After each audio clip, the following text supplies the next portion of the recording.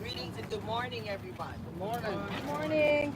Great to see you all. I want to thank the members of the press. I want to thank all of the advocates assembled behind me. I'm Congresswoman Betsy Clark, and I'm chair of the Congressional Black Caucus and a proud representative of New York's 9th Congressional District, located in central and southwest Brooklyn. Before I begin, let me first say how grateful I am to be joined by my colleague, who should be here shortly, Congresswoman Rashida Tlaib, and our friends at African Communities Together, the dedicated advocates of CASA, Human Rights First, and the National Partnership for New Americans. Woo!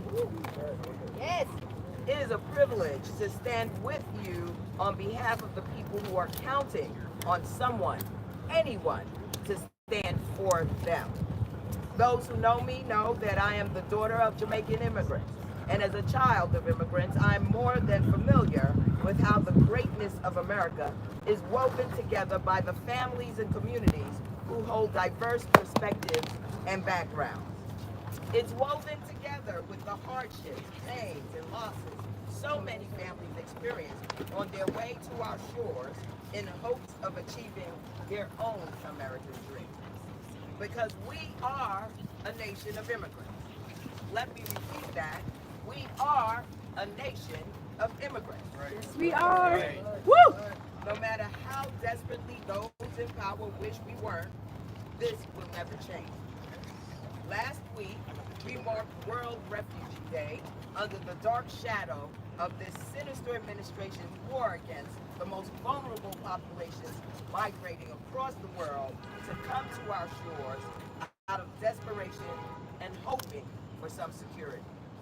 It feels as though every passing day brings a new, unambiguously xenophobic attack on all the children, women, and men who are suffering the unbearable pain of having to leave their homes and families.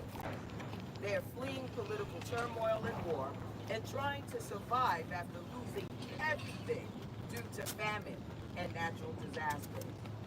They're looking for the safety and protection and freedom to live that each and every one of us depends on. I ask, how many refugees, asylum seekers, and temporary protected status holders have lost their lives because America's promise of safety and protection was stripped away by the Trump administration's cruelty? How much pain have they created just to feed their never-ending hatred against our migrant neighbors who have wronged no one?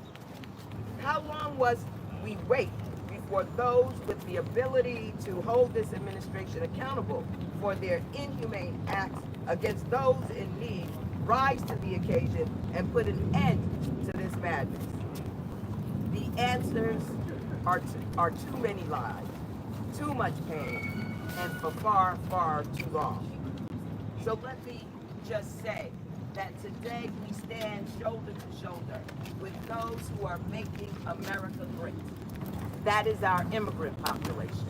That is those who have come seeking refuge, those who are seeking asylum, those who are here adding their talent, skill, and ability to the building of communities across this nation, to the economic strength of the United States of America through that talent, skill, and ability. And those who will continue from generation to generation to make sure that our communities, that our nation continues on its path to greatness. So we are joined now by the incomparable Congress lady from Michigan, and that is none other than Congresswoman Rashida Tlaib.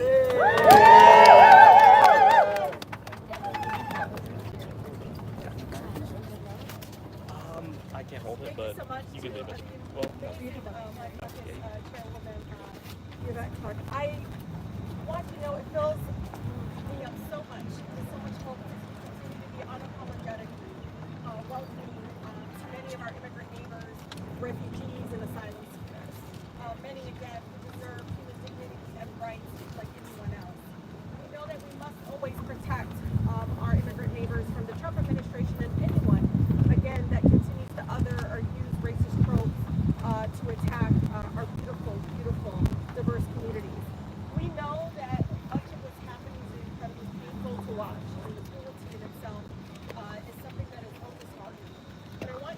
I mean, I come from Detroit, the most beautiful, blackest city in the country. Somebody yesterday asked me, well, what do you think about X, Y, and Z? And this person said this, and this person said that about immigrants, and they're going to come and arrest people. I said, you're going to have a really hard time in Detroit. Because we have seen, again, it's not just immigrant neighbors, but we've seen people come after folks that may disagree with them politically. We've seen it firsthand when folks were on the front lines trying to organize unions and going up against the corporation of what it felt like again for those to get their due process and their civil rights, constitutional rights violated. But again, it is important to say this. Temporary protected status is one of the most important tools we have to prevent deportation, but also to understand, again, the values of our country and being a safe haven for so many. We should be expanding it. We should be improving it. As a former immigration attorney, I saw us save lives in close to Honduras and other places again of devastation. But again, taking away TPS is again the cruelty. One of the things that I want you all to know, instead of the Trump administration is stripping away our constitutional rights of due process and revoking TPS and promoting racial profiling, more Americans are now seeing again how inhumane our immigration system is. And again, this idea that we're going to allow again the cruelty of the Trump administration to come and ban all refugees, even those waiting patiently for years, again, is clearly unsettling for many of us members here in Congress. We know seeking asylum, humanitarian parole has saved lives, and I just don't know why there's so much controversy. Other than the fact it's because of the color of our skin, our beautiful accents, our diverse faiths, and different backgrounds. Because I don't see this happening as somebody from the northern border to our Canadian folks. When I see ACLU do 10-year study and show the most bigger, larger undocumented communities of Canadians, but what's happening is they're targeting many of my Latino and Arab neighbors. I want you to know, as a Muslimah in the Congress, issuing the ban that you saw, the travel ban attacking countries, black and brown and Muslim population, majority black and brown and Muslim population, targeting the very same people fleeing the violence from some of the U.S. funded intervention, I don't even call it intervention, just got up in there doing some, causing some of the chaos that is bringing so many folks to our country. But I want you to know no one should live in fear. None of you. And again, you being here at the people's house, you are here on place of so many that are fearful to be here. So thank you for your courage. Thank you for showing up. Thank you again saying we are going to honor refugees. We're going to continue to protect them and show up for them in a way that again is very powerful. I want you to know I will always be here to fight for you. I still remember the way that people looked at my mother with her accent. I still remember how it felt as a child watching all of that discriminatory policies and the way that folks have approached. They're scapegoating nuts.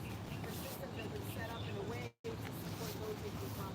The broken immigration system makes money for those, again, that probably would want us to stay in that, as you all know. And so we're going to continue to call it out. We're going to continue to speak truth to power and even if our voice changes. Thank you all so much again for being here. Thank you. This is Refugee Day. Let's make sure that again we show them that we're not going anywhere. Yes, we are not. Woo! Thank you, Congresswoman Tlaib, a sister in the struggle, a sister in arms. And now it is my honor to introduce Solomon Ayalu from African Communities Together.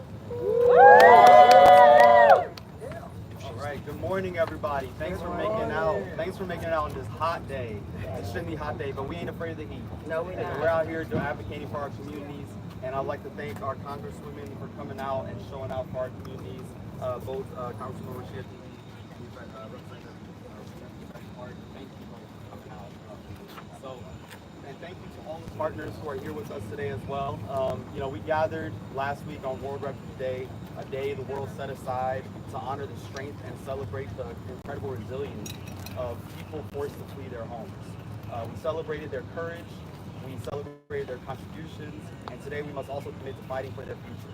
For generations, the United States has tried to position itself as a beacon of hope, a life raft in a chaotic world, both inflamed and policed, a place where those fleeing violent conflict, crushing economic hardship, and suffocating political upheaval find safety and a chance to rebuild, oftentimes building after what they had was destroyed by the possible history. This isn't just a story that we tell ourselves, it's a story that we live every day. It's a promise that was made.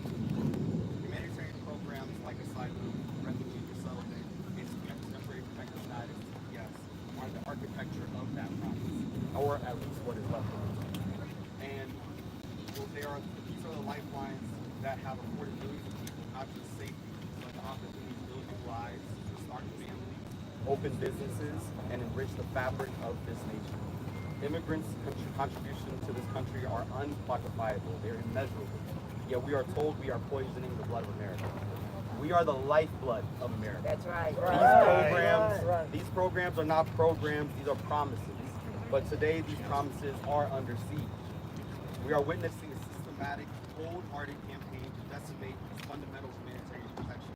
In just the first 6 months, we're 11% through this, y'all. I'm keeping a tracker on. And we are 11% through this, but we gotta keep going. But in just the first 6 months, this administration has launched an all-out assault on our values. They have begun stripping lawful status from documented immigrants, pushing our neighbors, friends, and coworkers into the pipeline of mass deportation. They have terminated TPS for thousands of immigrants from Venezuela, Afghanistan, Cameroon, and Nepal. People who have built their lives here trusting in our promises of safety.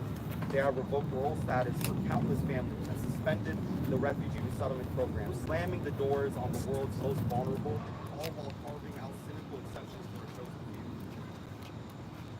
They have terminated the CHNB parole programs and in a move of spending cruelty have worked to end access to asylum at the border, effectively blocking the doors for the emergency during the crisis. And as if this weren't enough, they are now trying to put a price tag on safety, introducing exorbitant fees for asylum, parole, and TPS, and they are turning human rights into a luxury good. And we are here today to say, enough is enough. Say it with me. Enough is enough. There we go. Let's be clear about who bears the heaviest burdens of these policies. This is a disproportionate and targeted attack on black and brown immigrants. When you look at the countries whose peoples depend on refugee settlement from Africa and Asia, when you look at the TPS and CHNB countries, you see the clear and undeniable pattern to this injustice. And for that, what do we say? We say enough is enough. This is why we cannot be silent. This is why we are here today, but fighting back is not enough. Right, reacting to each new crisis is not a strategy for victory, it's a blueprint for exhaustion. We must move from defense to offense. We need to do more than just resist this onslaught. We must build a long-term, visionary plan for a true immigrant rights movement. A movement that doesn't just ask for the bare minimum, but that builds a system worthy of our highest ideals. A movement that is proactive, not reactive. A movement that builds power in our communities and ensures that no administration can ever again so easily dismantle our nation's promise of welcome. The time for waiting, for reacting is over. And again, what do I say? Enough is enough. There we go. So today, our call for action is twofold. First, we demand immediate change. We demand that the administration reinstate refugee resettlement for all who need it. We demand they reinstate full and humane access to asylum at our border. We demand the full reinstatement of Cameroon, Venezuela, Afghanistan, and Nepal. And we demand that Congress immediately take up and pass the Secure Act to provide a permanent path to citizenship for our long-term neighbors with TPS. But our work does not end there. Our second and greater call to action is for the long run. So let's commit today, on this day, in honor of World Refugee Day, previously, to building the movement of tomorrow. Let's commit to organizing, to educating, to building broad coalitions, and to centering the voices of those who have lived this struggle. The resilience of the refugees we honor today is our guide and our inspiration. Let's match their courage with our own.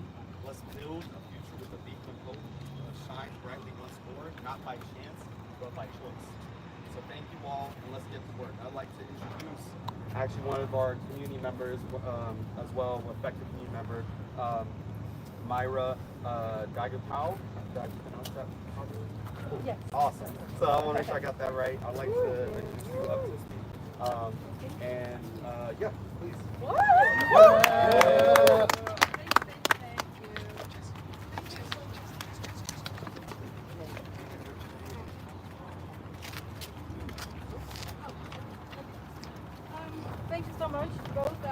Congresswoman.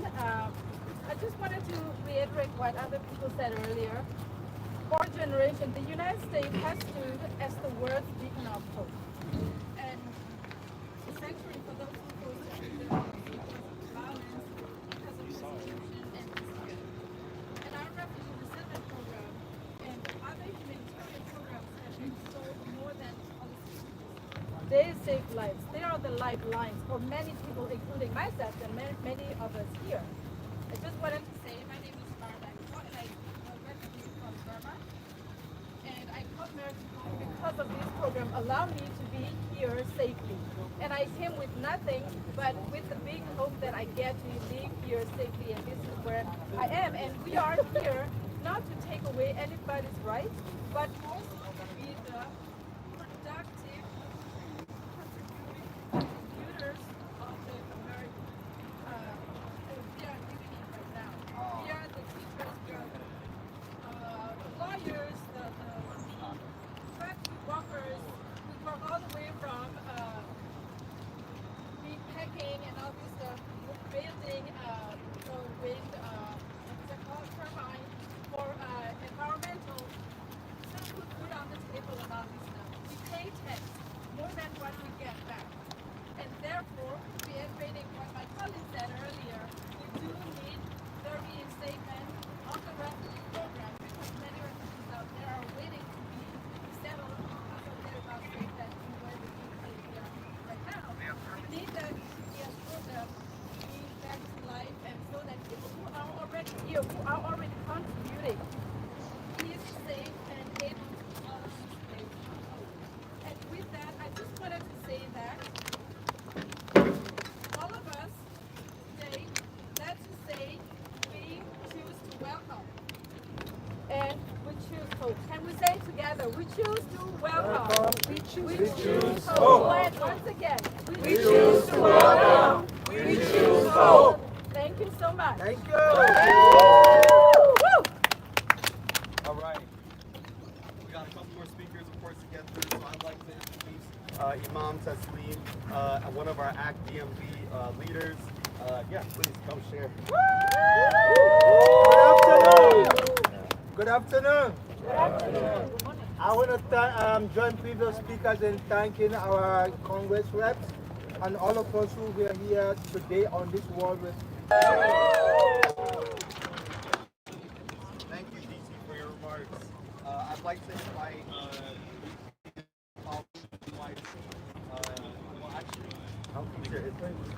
Mario, here? Okay, great. There we go. So I'd like to invite you to provide some remarks. Unfortunately, we do have to clear out this. Hi everyone, Mario Brazzoni, Senator Vice President of Policy of the Immigration Coalition. I'm here today to talk about TPS, Temporary Protected Status. TPS is a life-saving immigration status that protects individuals whose countries have been affected by armed conflict, by environmental disasters, by epidemics, and other dangers in that country. At the beginning of this year, 2025, 1.1 million people in this country held TPS. Today, almost half, more than 500,000, have had that status canceled by this administration. TPS originated in Congress in the 90s, in 1990, to provide humanitarian relief to individuals who are fleeing extreme circumstances. It protects people from removal, it provides them with work authorization, and it gives them the possibility of travel outside the United States and then coming back into this country. TPS is of special importance to New Yorkers because New York is home to more than 86,000 individuals. Yes. But TPS is under attack. Trump and his mass deportation agenda are beginning to rely on the arrest, on the detention, and the deportation of immigrants who are here with status. That is, they have done it the quote-unquote right way. These are people who are going to their appointments, they are people who are filing their necessary paperwork, but they are also people who are going to work, who are feeding their kids, who are following our country's laws, and who are contributing to the richness of our communities. DHS has already terminated TPS for Venezuela, Afghanistan, Cameroon, and Nepal. That is, again, more than 530,000 yes. But we're here today to say that we will stand together, all of these groups, arm in arm, say that we will fight back. We will protect TPS, we will protect our communities, and we will protect our neighbors. In New York, we're calling on the legislature to pass the New York for All Act, so focusing on our state resources on making our communities safer and not helping DHS and ICE support individuals who are strong. Right. Thank you. Nationally, we're calling on the administration to extending TPS to those countries where it's expiring and coming up, like Nicaragua, Honduras, Haiti, for example.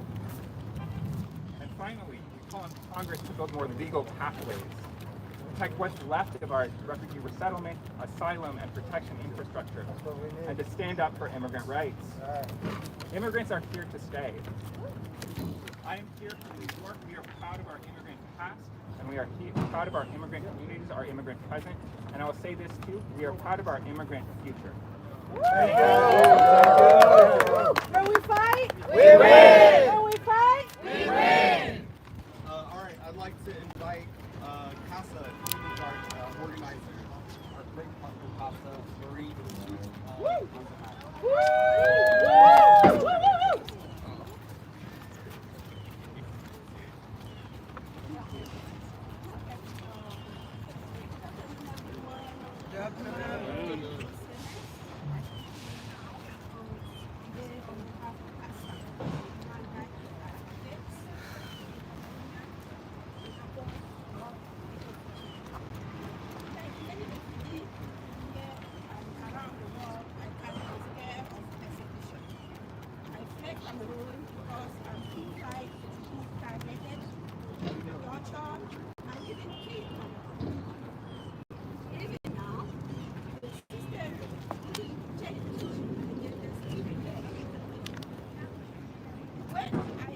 When I put myself in the shoes of about 11,000 compatriot TPS holders, I do see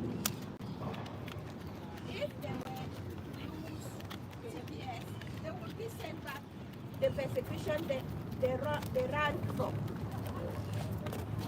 They cannot seek help and protection from the Cameroon government because they are the ones persecuting them. They are therefore seeking protection from the government of the United States. Testimony today is not just about survival, it's also about sacrifice. Every day, I carry the pain of not knowing if my children are okay. I wake up wondering if they are alive. I pray to call them again to bring them to safety, to be the mother they need. That dream, the dream of eliminating my family, is possible today only because this country granted me asylum. But what about other people like me who are seeking protection under programs like TPS? I implore the United States government to grant to TPS holder some form of protection on humanitarian grounds. I am alive today because I happen to be in the United States. God bless. Thank you. Forward ever. Backwards never. Okay, I'd like to invite our last two speakers to come together. We have a limited amount of time left for the podium. So I'd like to invite Gil and Ramachel Arekeze from Organizing Criminal Service and Yannick from Human Rights First. When we fight, We win. when we fight, We win.